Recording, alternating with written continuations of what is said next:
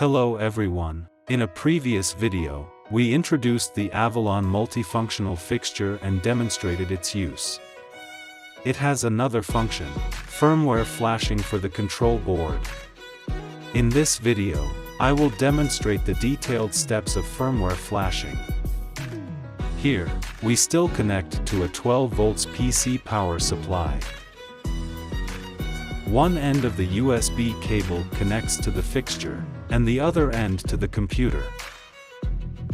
During firmware flashing process, there is no need to set any specific mode on the fixture, any position is okay. Today, I have chosen this Avalon Universal Control Board, which requires using this 6P cable to connect the control board and the fixture.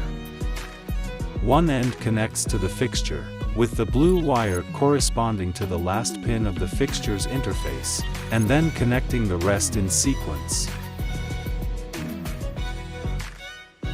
The other end connects to the control board, similarly using the blue wire as a reference, inserting it into this round hole, and then inserting the others in sequence. During the burning process, it is recommended to hold the cable by hand to ensure good contact. When the cable is properly connected, the indicator light on the control board will light up. Alright, the connection is complete, let's start the firmware burning for the control board. Double-click to open the software. It's worth mentioning that the port here must match the computer port connected to the fixture's USB cable.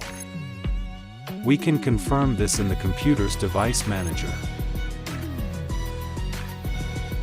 Okay, they are the same. Set the baud rate to 2 million. And choose the fast speed mode. Then, click here to select the control board firmware to be flashed. And click download.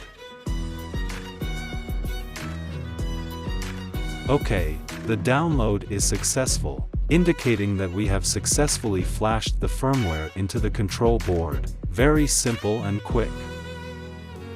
If you have any questions, feel free to leave a message for discussion. Thank you everyone.